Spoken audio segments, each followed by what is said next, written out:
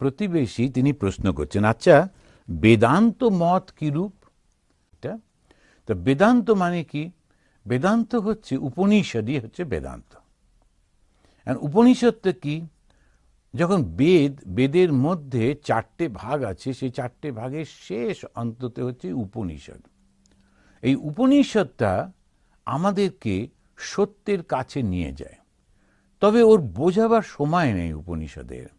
ঋষিরা যেমন যেমন অনুভব করেছেন তো তেমন তেমন করে ওরা বলে দিয়েছেন। যেমন একেবারে ঈশ উপনিষদের প্রথম সূত্রটাতেই বলছেন, মন্ত্রটাতেই বলছেন, ঈশাভাষ্যমিদম সর্বম যৎকিঞ্চ জগত্যাম জগৎ।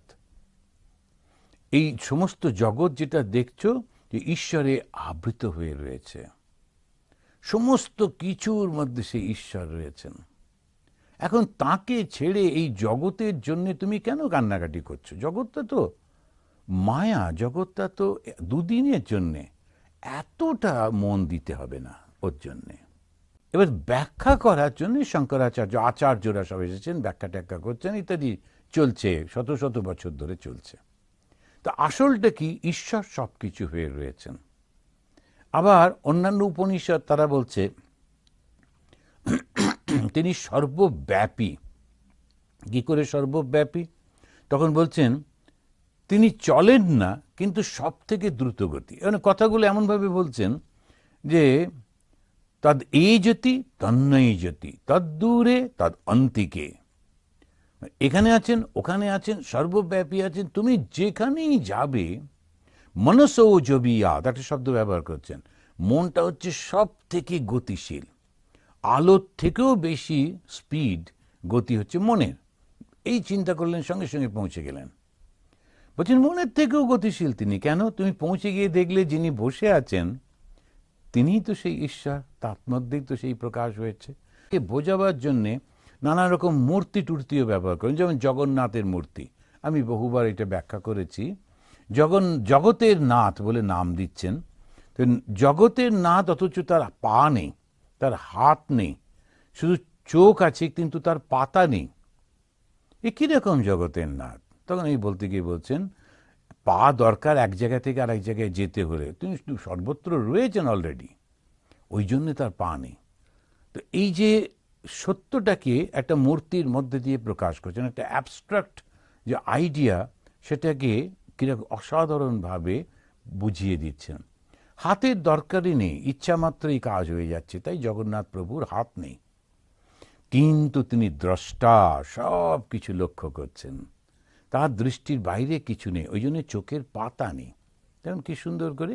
তো এই সর্বব্যাপী এই যে ঈশ্বর রয়েছেন, এটা হলো একটা সত্যি সত্যি, এটা আমাদের অনুভূতি, এবং সেইটাই বেদের মধ্যে রয়েছে। আর যে অবস্থায় সেটা রয়েছে তাকে বলছে উপনিষদ, এবং তাকেই বলছে বেদ অন্ত। তো বেদান্ত মানে একের জ্ঞান। ঠাকুর বলছেন বেদান্তবাদীরা বলে সোহম, আমি ব্রহ্ম, ব্রহ্ম জগৎ, ব্রহ্ম সত্য, জগৎ মিথ্যা। সো অহম, সেই তিনি আমি।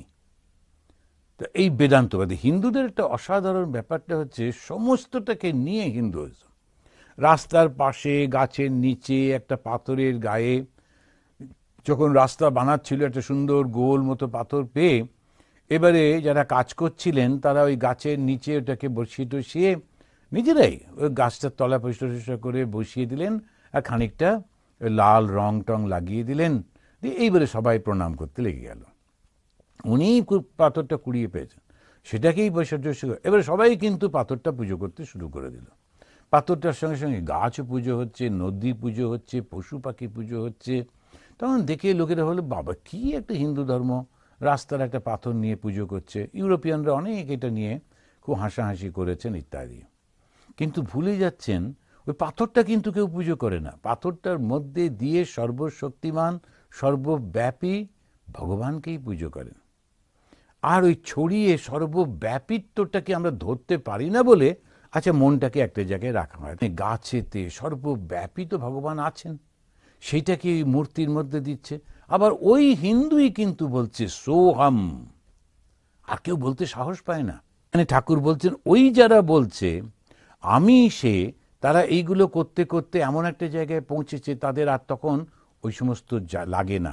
তখন সে সোহম বলছে, তার কাছে জগৎ মিথ্যা। মিথ্যা কিরকম ভাবে? যেটা সত্য আর মিথ্যা মানে এই জগৎটা নেই তা কিন্তু নয়, জগৎটা আছে, কিন্তু যেভাবে আমি সংসারীরা মনে করছেন, অজ্ঞানীরা মনে করছে, সেভাবে নেই। এ দুদিনের, এইটা হচ্ছে মিথ্যা। তেমনিভাবে আমরা যেমন ওই বাচ্চাটা খেলছে, আমরা একটা হাসি হাসি মুখে দেখে যাচ্ছি, আরে শিশুও জানে না যে ওটা মিথ্যা, ঠিক তেমনিভাবে আমরা যখন আবার বাড়ি তৈরি করছি, মনে করছি 7 মহলা বাড়ি, এক একটা নাম টাম দিচ্ছি, বিরাট সমস্ত হচ্ছে, তখন আর একজন তিনি দূরে বসে এই কাণ্ড দেখে হাসছেন, বলে দেখো বালাহা, এই সবগুলো বাচ্চা।